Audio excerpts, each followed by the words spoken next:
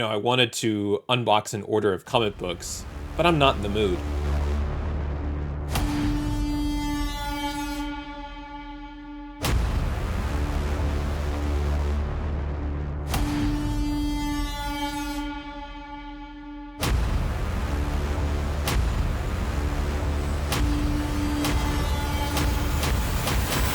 Hey there, today I do not have a comic book unboxing to share with you. Instead, I'm going to review sort of like the aftermath of Midtown Comics unboxing. I did unbox it. There was nothing crazy, like the books weren't shipped in a square box, or there was not like a giant bite taken out of the side of any books or anything. I mean, you get the typical paper bag where the books have moved around in the container and gone right through the paper bag, in which case the books end up hitting the giant oversized bubble wrap, and the books are just in there shaking around and jiggling and all that fun stuff. They're just going for a really fun ride from New York to California.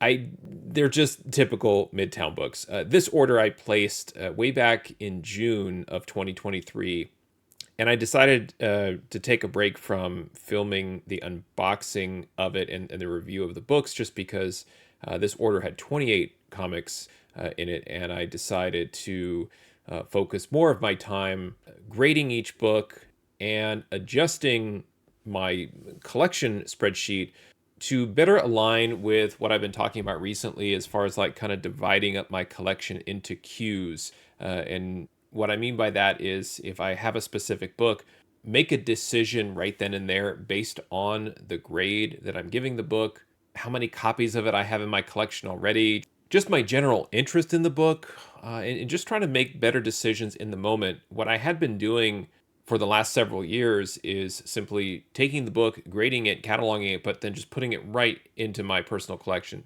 And what I found is it has become quite tedious, because my collections got very large, to actually go back and sift through and finger my bins and go in there and decide, okay, this is a book that I want to get graded. This is a book that maybe needs pressing. This is a book I don't want anymore. It became just kind of a little bit of an overwhelming task, or chore even, to go through. And I'm not necessarily complaining about having a comic book collection and calling it a chore, but I think because I want to do more with my books than simply just put them into storage. I like to display them. I like to see if there's a way to improve them, conserve them, and frankly, enjoy them, make them more accessible. And when I have kind of a larger collection to deal with, I found that I'm not really interested in kind of pulling a bin off of the shelf and just kind of looking through it anymore. What I ended up doing is thinking about these different cues, and I want to share my screen and kind of walk you through using this recent opening of this Midtown order, and how I'm using this data to actually help me make decisions, really kind of building a spreadsheet-based decision engine around what to do with my comics. So let me show you the order summary of this order that I placed with Midtown Comics back in June of 2023. Okay, here is the order in all of its glory. This was, in fact, an order I placed June 5th, 2023. You can see that I was invoiced $109.75 for 28 comics, and I was charged tax, which I calculate here in column H. So I'm getting a discount on the book, or I got some sort of refund, I put a positive value here under the discount.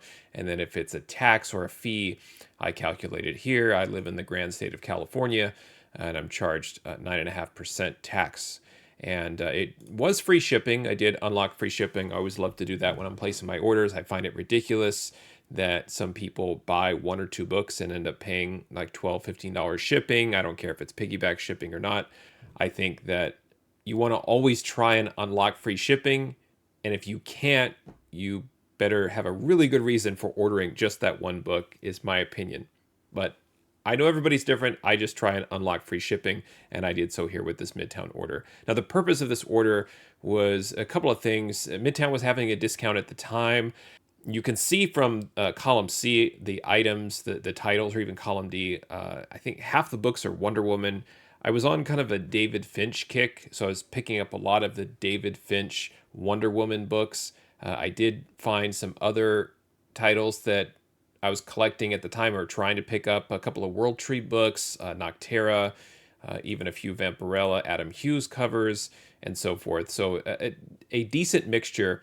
But I think that what I realized when I was going through the order is not only did I not really pay a lot per comic, if you look at the values here in column U, uh, according to cover price, really no big books in this order either. So I tried to use this and kind of add some additional value to the order beyond just comic book value, which is let me take this and actually give my decision engine a trial run.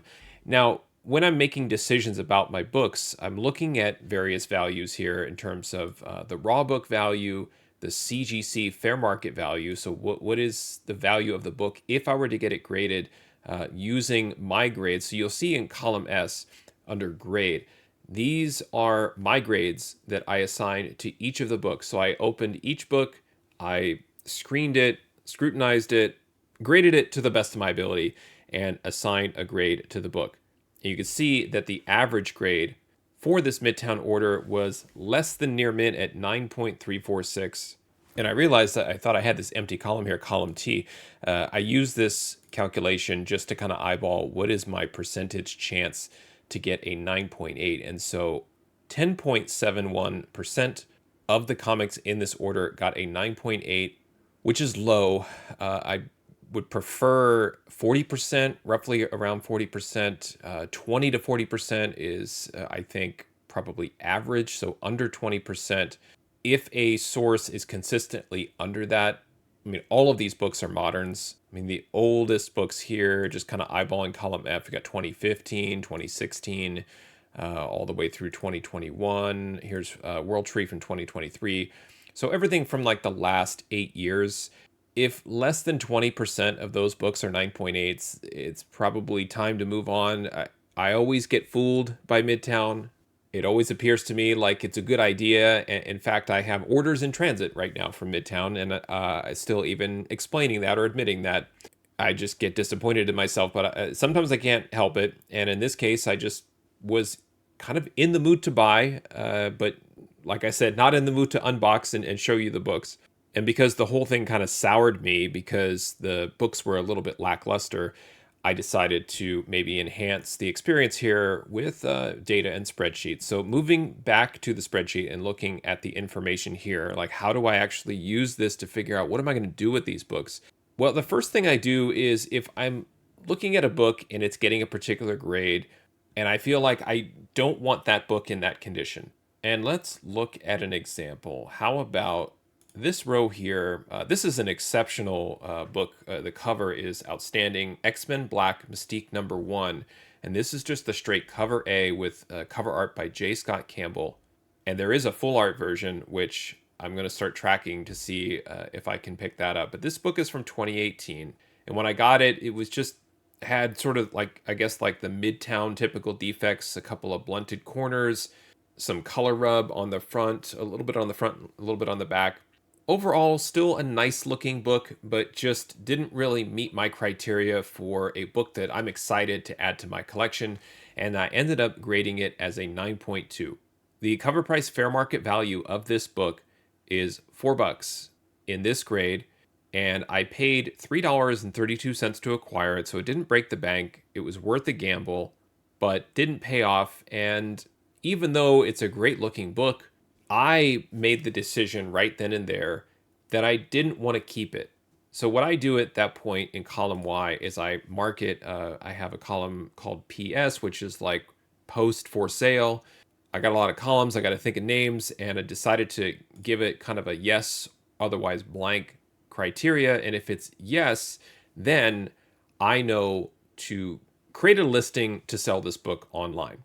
So even though I had a positive value add of 68 cents, just in the condition, really hopeful for a 9.8. In fact, most of these books, 9.6, 9.8 is really what you're shooting for. Otherwise, it's a little bit of a disappointment.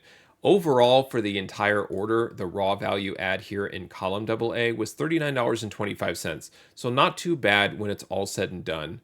Typically, when this happens, there's a couple of books driving it. Doctor Strange, Volume 4, Number 1. I spent $6.11 to acquire that book. It has a $15 raw book value, so it's an $8.89 value add. Again, these are all books that, for the most part, are under $10. Wonder Woman number 760 was 10, the Doctor Strange was 15, and then World Tree number 1, the 1 in 25 is 12. Everything else is less than 10 bucks. So a good order to kind of play around with, not 28 copies of Amazing Spider-Man 300. And a lot of times these are the books that just get lost. They just accumulate space in my collection, and I no longer just want to blindly sort them and put them away. I want to make decisions and execute on those decisions. And in order to do so, I have to flag them appropriately here in my collection. So in column Y, I have flagged this book as posting for sale. And that's kind of my first key decision. Now I'm thinking of the book, I'm holding the book, I'm flipping through it, I'm looking for defects, I'm kind of just deciding where this book sits in the market, trying to remember why I bought it. But for some of the books, half in this order, roughly, I've decided to keep. And what do I do at that point? So if we start to move over to the right and bring in some of the decision making information, hopefully this will become a little bit more interesting here. And so now, all the way on the right-hand side, I have column AO, which is now my decision column. And what this does is very clearly and cleanly display the suggestion or decision, depending on how much you want to trust yourself or trust a spreadsheet. But in any case, it is helping me figure out kind of what queues or what lanes these books belong to. So the other sort of indicator beyond the grade is column AH. I make the decision as far as whether or not the book can be improved with the press. And I learned many years ago, it's not just about grading the book, it's deciding whether or not the book is worthy of a press. If it is, I put the letter P in column AH. And then if it really needs a clean and a press, then I will indicate this with CP in this column. With these all being moderns, recently released books, the slickness of the paper, there really is no cleaning per se on these. So I'm just going with the press indicator. And what I ended up doing over the last week or so is going through the spreadsheet and changing a few things. So the first thing is in columns AL through AN. And this was really driven by my experience with Palm Beach Comic Presser and the Comic Doctor, where they were able to achieve significant grade bumps on my books that I thought were in the 9.94 range, getting 9.8s. I got one 9.6 out of a batch with Palm Beach, but I was happily surprised with the results. They exceeded my expectations. And so what I wanted to do is figure out if I have a given grade, and let's look at this one in a different example. I have Amazing Spider-Man 13, the first appearance of Gold Goblin. Has some significance. The character has his own book, but in a 9.4, I'm not exactly sure what to do with it. I bought it because I think it has some short to long-term value because it is the Gold Goblin's first appearance. It was easy to find. I picked it up from Midtown, but it got the old Midtown near mint 9.4. I know 9.4 is near mint, but this particular copy had a really nasty stack increase. And I think one of the outer edge corners had a little just tiny folding to it. And I just felt like, with a standard press, maybe just a tiny bit of humidity on that corner, the book would press out really nice and be a 9.8. There was absolutely nothing wrong with the other corners. Spine was completely free of spine ticks, but the stack increase was gnarly. It was pretty bad. So I indicated that it needed a press. And then I started to look and see, okay, well, if it got a grade bump, so if it gets one grade bump up to a 9.6, the CGC fair market value is 38. And if it got two grade bumps, meaning it would turn into a 9.8, it would have a CGC value of $71.50. Now, if it got three grade bumps, I'm not pretending that we can turn these books into 9.9s, so it just kind of hits that 9.8 ceiling and repeats the 71.50. If you go all the way down to Vampirella number 1, you can see an example of the three grade bump values where it would go from a 9.2 to a 9.4 and have $11, 9.645, and a 9.850. What I do then is I take the average of these three values And then what I do is I use this average in a formula that simply says, if I think the book can be pressed, then take this sort of like average grade bump value and subtract my total cost, the cost to get it graded by CGC, minus any selling fees, which I just sort of do a blanket 15% loss on the sale, and then subtract kind of an average presser fee, including shipping to the presser. And if after all of that, the final value is greater than zero, meaning there's some sort of positive value that I'm putting back into my collection, and it's indicated as a book that could use a press, then I make the decision to send it off for pressing. Now, I have two criteria here of books in different tiers, and I'm not, I don't want to hurt anybody's feelings or mislead anybody like I'm favoring one presser over another. I'm not exclusively affiliated or aligned with any pressers. These are just folks that I do business with myself that I like to use. But in some cases, the formula will spit out PBCP for Palm Beach Comic Pressing, and then in other cases, it'll spit out TCD for the Comic Doctor. In this case, with this Midtown order, and you can hopefully clearly see here in this column all the way to the right, I have one book here that would be worthy of sending for pressing. And you're eyeballing it, yes, and you're saying, well, of course, this makes sense. You're saying that it's a 9.4 and it can be improved into a 9.8, and that 9.8 value is $71.50. So if you subtract roughly a $30 CGC grading fee that includes shipping to CGC and then fees to get the book pressed, you are ending up with some positive value here if the book does jump from a 9.4 up to a 9.8 as predicted. But when you're dealing with thousands, tens of thousands of comics in your collection, it can be overwhelming to kind of make this determination, especially like going backwards into my collection, going backwards through the ledger, like trying to decide from 2 years ago when I placed an order with Midtown, out of that order, which books should I send off for cleaning and pressing, which books should I submit. Now, in other cases, you'll notice here that I have this decision called pre-screen. This is another one where I found that I was getting myself into trouble because I'm looking at a book, I think it's a 9.8, CGC says it's a 9.8, but I get the book back, it's slabbed as a 9.8, but I've lost money because the value of that 9.8 is less than all of the money that I put into the book in terms of acquiring it, shipping it, and getting it graded, or potentially even getting it pressing in between. And so what I do here is, if, like in these two pre-screen cases, I have Doctor Strange #1 that I say is a 9.6. I don't think it can be improved with the press. I think it just has just some slight color loss on a couple of the corners where pressing really can't do anything with color loss, or some fraying of the corner, or potentially some bindery tearing, which I'm really on the fence about as far as whether that's manufacturing or it just sort of splits when you're reading the book. But in any case, they're not pressable defects, but there are defects that would keep it from me giving it a 9.8, but it's possible that I'm being too strict with the grading and it could actually be allowed to be a 9.8.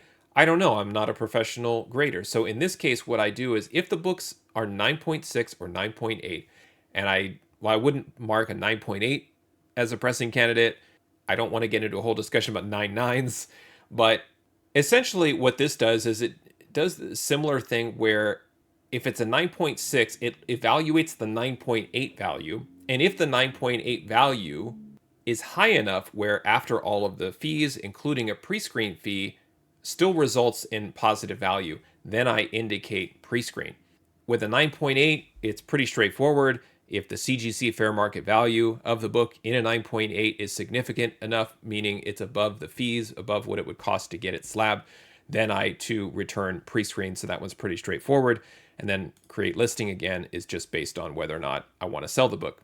And then the last enhancement I'll go over quickly, which is essentially my sale price. And this is the other thing that takes time. I typically would go into systems like eBay and look at recently sold items. They try to suggest what the sale price should be. And I just now ignore all of that. I don't care what the cheapest book is. What I care about is my data and that data being as accurate as possible. And so the AA price, incorrectly labeled, because that was when I tried selling on Atomic Avenue, but essentially it's my sale price, what I'm willing to let the book go for. And if you look at the first book, Years of Future Past #2, pretty cool Art Adams storm cover, not that desirable, doesn't have any slab value that I could find, was a 9.6, needed a press, not worth pressing though, and just sort of fell out of love with it very quickly once I unboxed it. But then what do you sell it for? I go ahead and calculate this automatically so that I don't have to think about it. And if the book can be improved with the press, I do inflate the price a little bit. So you could look at this and go, these prices are outrageous, but I also have a decaying algorithm that goes through. And if this book is listed for 30, 60, 90 days, 6 months, or whatever, then my listing price is continually dropping until the book sells. But essentially, what I do then is look at all of these records where I need to create a listing and I look at the price. And for all of these, I go ahead and not only list them for sale, but move them to a specific area within my collection, indicating that these books are now for sale and they're not really going to return to my personal collection. All right, so now you can kind of see the methods behind all of the madness with me trying to figure out what to do with books like these, that many of which have collectability to me in terms of high grade comics, but sometimes you do get a few Midtown specials in there with a lot of dinged corners. I didn't talk about this, but there was an X-Men number 13 that got a 7.5. It was just thrashed, wrinkled, color breaks, and I don't want that book. It's too late to contact Midtown. 6-7 months have passed since I placed this order. They're not going to do anything with it anyway. And even if I did open it up once I had placed the order, or a couple days after I placed the order, that book cost me $1.97. I don't want to really waste anybody's time over $2. It's just part of the gamble when you're placing an order with Midtown. And I don't know if it was Midtown itself that really just kind of soured me on the whole order, but it just, it was very mid and underwhelming, and wanted to do something a little bit different and interesting. And what I like as an end result is taking, again, some of the emotion out of collecting for me. I have a difficult time sometimes letting books go. I feel like I really want to amass this great collection and have as many books as possible from the titles and creators and characters and stories that I love. But at some point, it does become too much. Like, there's no reason to have that one David Finch Wonder Woman book, but have like 6 copies all in a 9.2. And I think, too, what's nice is once I kind of go through the order, I'm really left with a lot of comics that I truly do enjoy and love and want to keep in my personal collection. And it's great. I mean, I spent the time and the money to order specific books, a lot of Wonder Woman books, great David Finch art, both on the exterior and interior. Wonder Woman Black and Gold #1. This is the cover A by Jen Bartel. This is easy to find, only cost me a few bucks. A Wonder Woman cover by Frank Cho. These are all fantastic, and this pile here, these are the books that I'm going to keep. A couple of them I will end up sending to CGC. This is an absolutely gorgeous Josh Middleton Wonder Woman. This is Wonder Woman 763. This was out of the gate a 9.8 for me. $63 fair market value on a CGC 9.8. Another great Josh Middleton Wonder Woman. Great cover runs by Finch and Middleton. Ended up picking a lot of those books up. So then I end up feeling a little bit better about the order, because those books that I'm left with, they're in their own stack. I'm going to put them away, organize them the way that I like to, and then keeping the books that I'm really not so much interested anymore and isolating them in a different part of my collection. And it's actually reinvigorating me to think about my collection a little bit differently.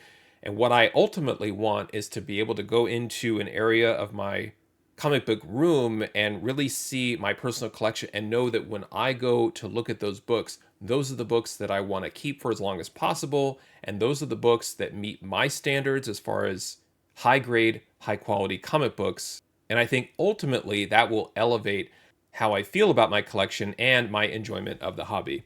Let me know what you think about this sort of decision-making process. Do you do something similar, offline, online, spreadsheet, no spreadsheet? I'd love to hear about your process too. Thanks for watching. Happy collecting, and see you next time.